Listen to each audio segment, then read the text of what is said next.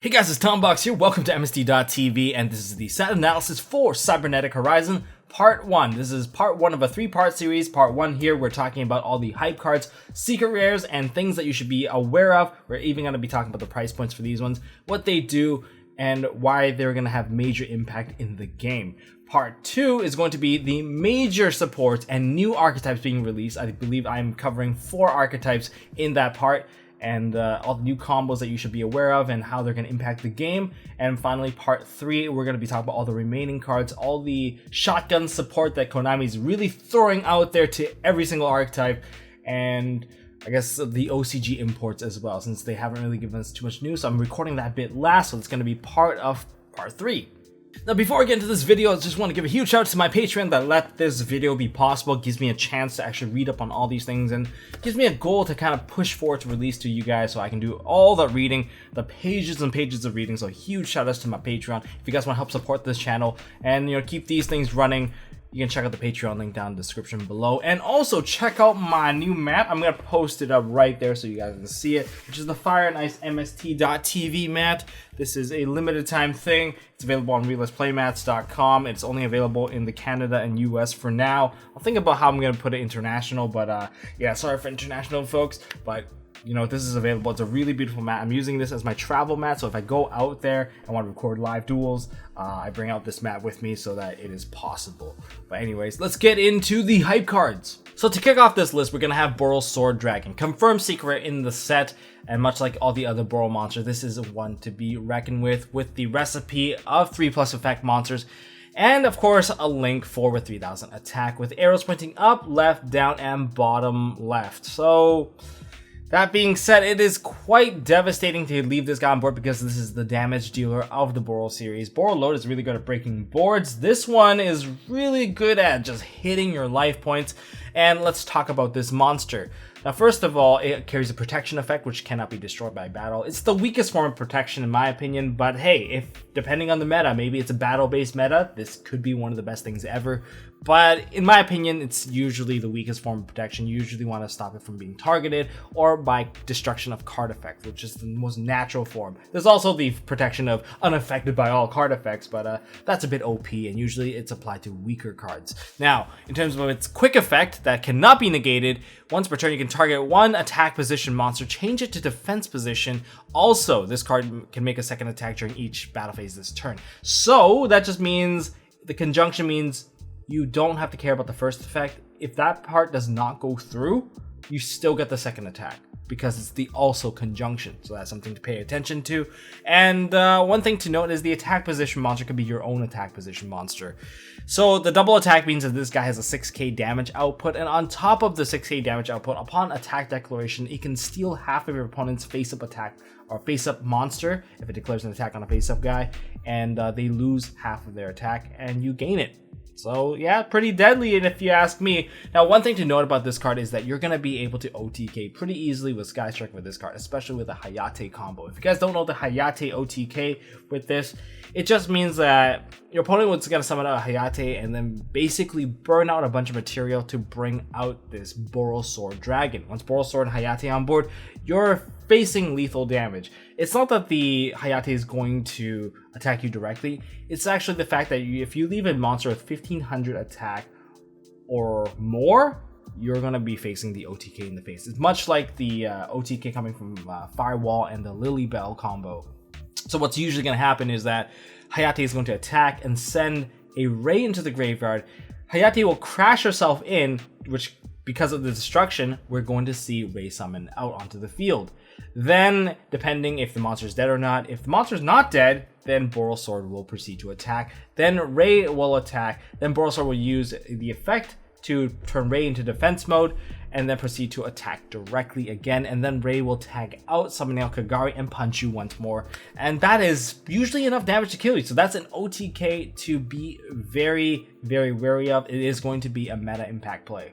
In terms of price point, I see this card coming out straight at the 40 to 50 range, much like Boros Sword Dragon. Although when Boros Sword Dragon came out, he was not very expensive, but this card has seen its potential in OCG. We know how devastating this guy is if you let him happen. Even though he is only a one-of, look at Borreload and Firewall Dragon. Both of them are one-ofs, and they have maintained a very, very high price point due to the fact that they have major impact on the game. Usually when they come out, someone's gonna die. And Borreload Sword Dragon is in a very similar scenario where this is the damage dealer. This is the boss monster for any deck. So around 40 to 50, probably settling around 30 to 40 if it's not as popular, perhaps maintaining its value all the way through. So this is one card that you definitely want to keep when you do pull it at Sneak. Now we move our spotlight onto the TCG exclusive Danger. Now for Danger, we're going to start off with Nessie, and then we'll talk about Bigfoot. Nessie is your searcher, your fetcher of the deck. Now how do these guys play? These are secret rares, so they're going to be really annoying for you guys trying to acquire this deck because these guys are basically 3-ofs. Both of them feel like 3-ofs in the deck, and that's why it's going to be pricey. Almost feels like Dark Destroyer-esque levels where you just needed 3 of, and now they're making 2 secret rares that you need to chase 3-ofs. It's almost like at the levels of Zodiac, Dryden, and Broad Bull. But regardless, let's talk about their effects. So the playstyle of this particular deck is that you can reveal the card in hand, and then your opponent chooses a random card in your hand and sends that to the graveyard or discards it. And if it's discarded the card, then you get the other effect, which is the discard-based effect. However, if they miss, you get to summon out the card onto the field, which makes it a very aggressive, spammy deck. And to note one thing, their effects are not once per turn for the reveal, so they can just keep on spamming that card until you ditch that card. But at the same time, it builds their board and basically sets them up for victory if you miss too many times, because every single time you miss, the card summons out and they get to draw a card to replenish. So that's the basic gist of it. Nessie is when you discard Nessie, you get to add a danger card from the deck to the hand. So this is your search card if it does hit. Note that the discard effect is only hard once per turn, so even if they get multiple Nessies, is actually a bad thing because they are no longer able to get the discard effect anymore. So that's something to know. And even if you discard a card with the same name because they have multiple copies, they only care about the name that was revealed. And if you discard a card with the same name, therefore you get the discard effect instead. Okay, so that's how they're dealing with cards with the same name. So Nessie is your search card, and because this is your searcher, it's a 3-of in the deck guaranteed. It is level 7, which is kind of an awkward level. It's not like the Dragon Ruler era where level 7s were great. This one is a bit, a little awkward in my opinion. But regardless, the entire archetype is dark, so Allure of Darkness is going to be a very popular card for this particular archetype. So Nessie being the searcher, 3-of in the deck. $30 on release, probably even more so depending on how the archetype plays, because it is a TCG exclusive. We don't have any precedent of how well it's going to perform, but people playing online so far have been really enjoying it, and it plays a very aggressive playstyle where you can even use Dark World in the mix and like drag down to the grave to really just rip out hand traps and just go in and go for the kill. And then we have Bigfoot, of course, the other secret. This guy is your big beat stick in terms of stat. I didn't really talk about Nessie stats, but Nessie was mainly a wall with 2800 defense. This guy is a 3k beater. So he can also summon him out from a hand, just jumps right out if you miss on his discard effect, and he just replenishes. So you want to see this card, and you usually want him to miss because Grapha is usually going to be part of the mix. And I love how this card's level 8 because you can activate Trade-In and throw him into the graveyard, and then you draw 2 cards, and you will be able to pop a face-up card your opponent controls, because that's this card's effect. However, I think Grapha kind of suits that effect better. If you manage to get an effect-based discard and throw Grapha in there, not only do you get to pop a card, but you can usually get to summon out Grapha via a Dark World card. That's why they kind of mix very well, and Trade-In is very commonly played in this particular deck, thanks to Bigfoot and probably the Grapha that's searchable by Snow. In other words, tons of discard effects, and that's something that you need to be wary of. Is this card a 3-of? I think it's a 3-of right now, based on the initial early signs of play. This is one of your win condition, the early damage dealer. He is a beast, and well, aside from that, not much need to be said. You can also use this card plus Grapha into overlaying into some of the powerful rank 8 monsters. So that being said, price point wise, I think this one's actually a little bit cheaper, being a beat stick and not exactly offering too much utility, probably to $25 to $30 upon release. And I think he might be the cheaper one of them. He might settle to 20-ish. That's just my opinion. I could be completely wrong. If this card takes off and there's like drastic combos, yeah, then expected to go up. Yu-Gi-Oh is expensive. It was super hot, and I took off my jacket. So now back to this. We have ourselves the Mech Knight Morningstar. Morningstar, awesome looking monster. To be honest, it feels like a tribute to Pacific Rim. It looks so similar to like a Jaeger in Pacific Rim. I'm sorry. It's got the sword, it's got the body, it's got the burning background. Very Pacific Rim-esque. And as you can see, I'm a fan of Pacific Rim anyway. I like giant robots kicking ass. But regardless, let's talk about this particular monster with only 2,000 attacks. So it's not exactly the strongest variant of Mech Knights, but it has arrows pointing in the two bottom corners. Recipe is fairly simple. 2 monsters, including 1 Mech Knight. So you can use tokens as well. Now, if this card is Link Summon, this is a hard once per turn effect, you can discard 1 Mech Knight or 1 World Legacy card, and then you can add a World Legacy card from the deck to the hand. So it can fetch you some pretty useful traps, like the, I think was it the Nightmare? Or the True Depths, whatever it was called, though, the one that revives level 5 or higher monsters, so you can fetch that out by just making this card. That's pretty neat. I think it also gives more utility to Eclipse, because now you're forcing your opponent to play the column game with you. What do you mean by that? Well, the thing is, with this card on the field, your Mech Knight monsters cannot be destroyed by battle from a monster that's on a different column. So if your opponent has a weak monster stuck in front of this guy, your opponent's basically kind of stuck playing your game. It's like time to duke it out, man. It has to be one-on-one in front of each other. So that's pretty neat. And with Eclipse, you can use it to jump it around. And for those battles, you do not take battle damage from those battles. So you have effectively a very secure wall for your life points. But anyways, this is probably one of the least favored cards in terms of the secret rare. I think there are probably better options. If Konami really wanted to juice you, Hayate would have been a secret rare here. But instead we get Mech Knight Morningstar. So for the Mech Knight guys, expect this guy to be about like a $10 secret to about a $20 secret. Probably maybe 20 on the release, but it's definitely going to go way low. So don't pay too much for it. If someone's charging 20, don't bother, just wait for the release, because there's going to be a surplus of this card. I imagine not everyone's kind of hunting this card down. But of course there is also the World Legacy Memories, which lets you special summon out a Mech Knight out of the deck. It's like almost an E-Telly. So I don't know, maybe this card will see a bit more play. So we'll shift to spells for now. We're going to be talking about the secret rare spell of Celestial Sextant. Oh man, unfortunately this card is a secret for those of you guys who really wanted this card, but most of you guys who want it are playing rogue decks for now. It could become much more meta relevant, but that's kind of a good news if you ask me. But so what is this card? So level 7 Draw Engine, Sacred Sword of 7 stars, level 8 Draw Engine, Trade In, and I guess our level 6 one is Celestial Sextant. What's the effect? Place 1 level 6 monster from your hand or on your side of the field back into the bottom of the deck, and then draw 2 cards.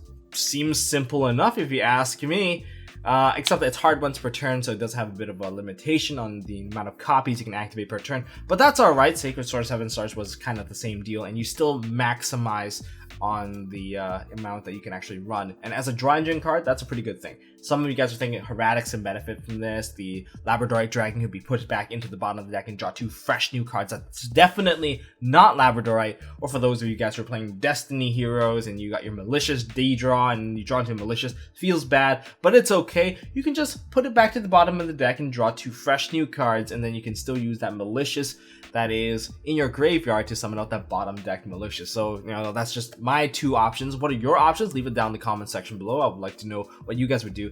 But in my opinion, this is a draw engine based card, and for anyone that plays a lot of Yu-Gi-Oh! And that does shift their decks from meta to meta, this is perhaps a card that you probably want to pick up 3 of just in case you need it in the future. And seeing that it is a secret rare, it is a draw engine card, upon release, I can see this card maybe being like $15-20 because it's not exactly meta relevant at this very moment. Think about all the level 6 monsters you face right now. That's right, there isn't exactly a lot of them happening at this very moment. However, if the meta shifts where there is a deck that benefits off of running a level 6 monster, or maybe it's just a whole ton of level 6 monster, this card will spike up like crazy. Perhaps it is safer to actually hold on to this. And for those of you guys who just don't really care about it, you want to flip it, $15-20 probably at the beginning. But just be warned, like having the correct side deck cards, it's usually safer to hold on to some of these things that are just generically good cards, especially when they don't exactly have a lot of text on it. So yeah, that's just my recommendation. Just hold on to it, just keep a playset for yourself, and maybe flip the rest of it. And for our TCG exclusive, we have a secret rare spell, which is Precise Landing. That might not be the final confirmed name, but what does it do? It's a draw card. It kind of just zeroes out, in my opinion. It's not exactly the most beneficial card. I think it works okay with Danger, but here it is. If exactly one monster is special summoned from your hand to your side of the field, you can draw one card. You can only use this effect of Precise Landing once per turn. During your end phase, if you did not draw a card by this effect during this turn, send this card to the graveyard. Okay, so it's forcing you to plus after the very first activation, but it zeroes out on the very first turn if you can get it activated right. You can use it in Go Keys maybe if your opponent decides not to clear your back row. I guess you can treat it like an upstart. To me, it almost feels like Black Whirlwind-esque in terms of, not like the card mechanic, but like in terms of card advantage. The very first copy of Black Whirlwind you activate usually zeroes out with the first normal summon. This one is zeroes out with the first special summon. And if you can actually get special summons on your opponent's turn, you can still get additional draws, which is pretty neat, seeing that you can replenish more and more cards as you go. But once this card stays on the field for more than one turn, that's when it starts to I guess you pay off in dividends. You actually start to gain pluses as you go.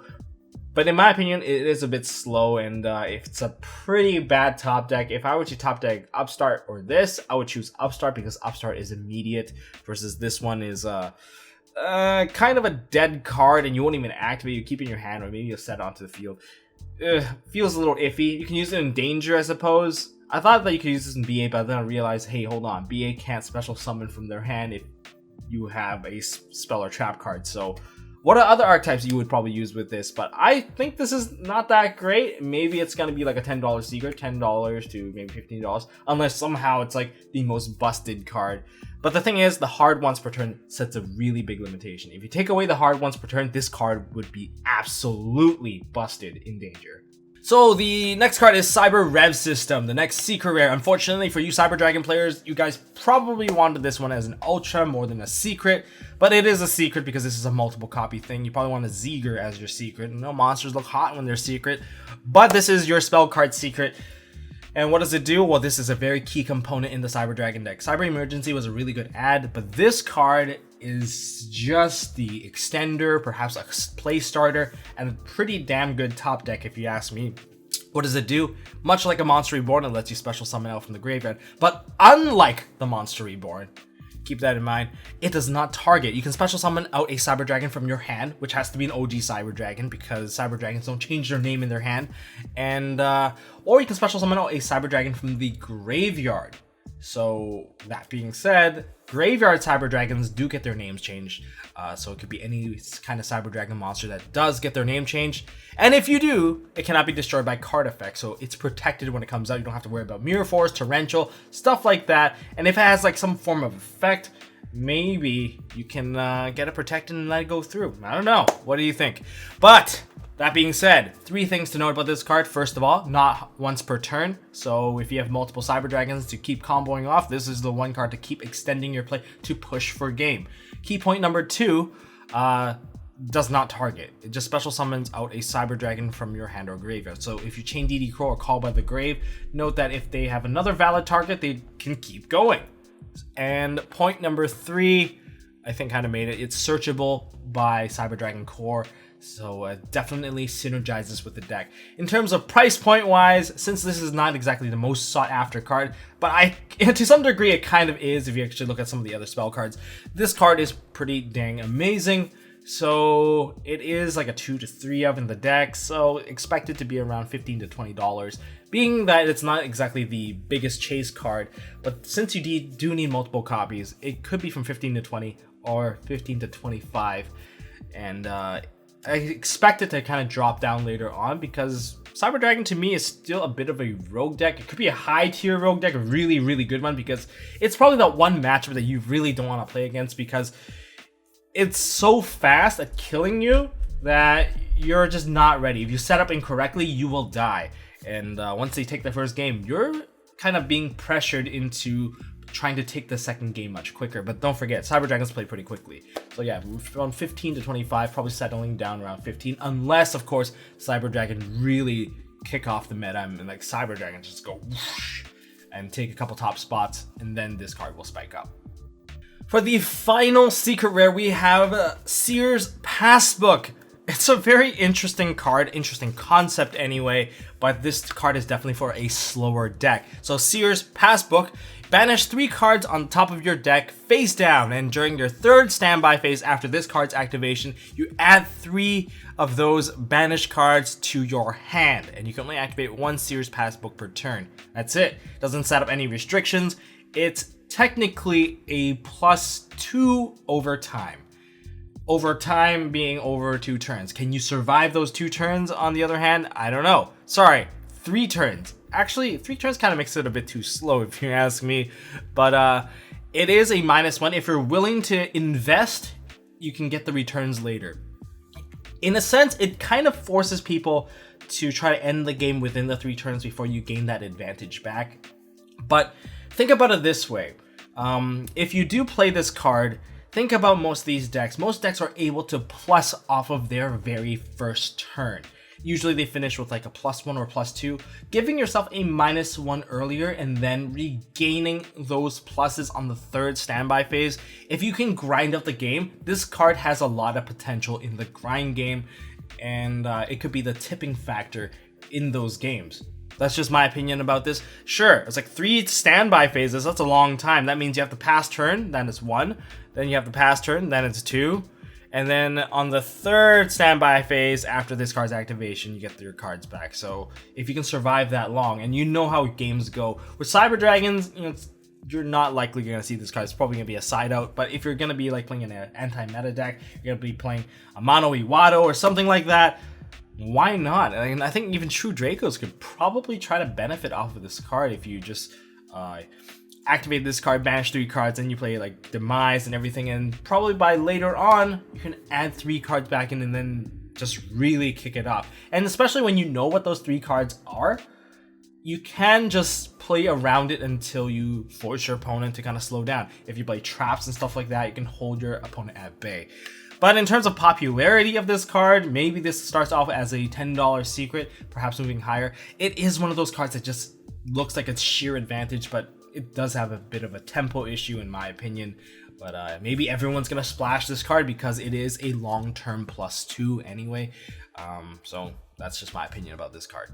So let's move on to some of the hype cards. I only have 3 cards I really want to talk about in terms of hype. We have Sky Striker Ace Hayate. That's the elephant in the room because Konami made this a super rare. Konami could have juiced us, but Konami is not juicing us. I feel like, this is just my opinion, I feel like Konami does keep track of how much players spend on one particular deck, and perhaps there's a budget cap on there where they're not going to make each upgrade of the deck another secret rare chase. I feel like they haven't been doing that in a while, but you guys can correct me in past iterations where they have been doing it.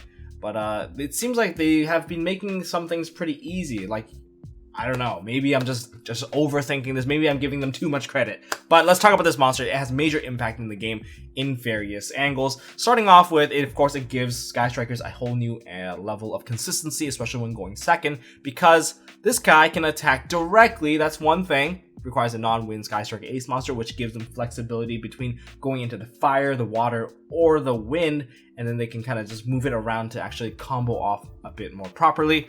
The direct attack matters quite a bit because after damage calculation, if this card battled, you can send 1 Sky Striker card from the deck to the graveyard, which lets you fetch out Engage much quicker. And even as a super rare, perhaps people are going to be willing to drop $5 for it immediately at the beginning, and then they'll tank after. It's just how it is. It's a super rare. And although Twin Twister was a different case where everyone wanted demand on this card, a lot of people do want this card. It's just that a lot more people want 1 copy of this card rather than like 3 copies. I know Sky Striker players might want 3 copies of this just for the utility, and they want to mix and match. So which one do you actually take out to maximize the best efficiency? In my opinion, you perhaps can take out 1 copy of Shizuku, but maybe you want the card advantage. Maybe you want to play more multi-role-esque base Sky Striker. I don't know. That's just my opinion. I could be completely wrong. There's also the thing to point out is that this could be the new card that attacks you for game in time. Everyone has access to this, and that just means that if they play the Sky Striker drones, they have the ability to attack you directly for 15. Even if you have Poison with the Old Man, that's not going to save you for 1500 damage. So that's something to be aware of, because that's going to be the new Lycris burn for game. Alright guys, so none of us can be caught off guard on this. Pay attention to time. That's just another thing to pay attention to time. I hope seriously they fix the time rule, but this is the one card that's going to make a lot of people very, very salty. For the final two cards, I have the Witch and the Star. So it's Hyperstar and Apprentice Witchling, or Hipposhinin and Wee Witch's Apprentice. These guys, although compared to all the other attribute monsters, these guys are definitely a cut above. Why? It's because the attribute in Yu-Gi-Oh! In general, light and dark are basically oversaturated.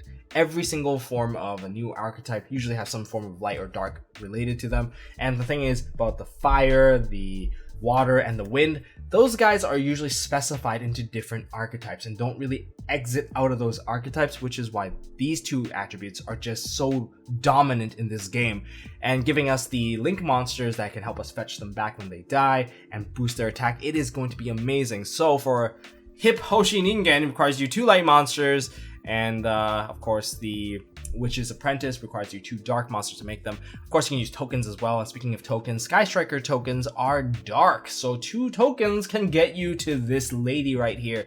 And she is a 19 beat stick because she will boost herself by 500 attack and defense. And that's going to be quite lovely when you punch your opponent with it. And yeah, just more options to get some extra damage here. But aside from that, it gives you the light into the dark to open up links very easily. And Blackwing is the one thing I'm going to talk about, because there's just way too many archetypes that uses dark and light. So for Blackwings, I guess you can use this card to boost up your searches with Black Whirlwind. If you guys have other archetypes, you can leave it down in the comment section below of which archetype you think would benefit from these cards. For light, you have Light Sworns, you have Ghost Ogres, you have Hand Traps that you can retrieve. And you can also boost up your attack for your Mech Knights and your Cyber Dragons. Can you imagine if you actually leave this card on the field, your opponent pops it, and you can just add a Cyber Dragon or Cyber Dragon core back from the graveyard and just summon it onto the field and just continue your play. Gives you a bit more recovery if your board dies. So that being said, there's lots of things you can do. One cool thing about this guy is check out his boots, man. His boots are just so sexy. Just check out how bling he is. You could probably put this around your neck. It's pretty cool. And that will conclude the part 1 set analysis of Cybernetic Horizon. Which card are you guys excited for? Which cards do you guys want to pick up? Be sure to subscribe for the part 2, which is the new archetypes and major supports that are going to have major impacts changing in their decks in part 2. Of course, there's part 3, which is the underrated and all the cards that perhaps you guys don't really want to read through, but I can talk about them so that you guys won't have to go through each card and click on the Wikia page non-stop. But that is it for this one. If you guys enjoyed this video, hit me up with a thumbs up. If you guys want to see more stuff from MST.TV, including what I've just mentioned, hit that subscribe button. Thank you, Patreons, for making this happen. It is super hot in this room. Imagine just 30-40 degrees and you got 3 lights blasting at you. It is very tough, so I appreciate your support. And as always, don't forget to hold on to your MST.TV. Hey guys, thanks for watching. If you like this video, please drop us a like so we know we are doing a good job. And you can also subscribe to MST.TV for more fantastic videos by clicking on the button on the left. Don't forget to check out our partners at Imperium Duelist. They make really high quality mats, including some of my own limited edition release stuff. And if you want to check out one of our past videos, click here on the right. As always, don't forget to hold on to your MST.TV, and I'll see you next time.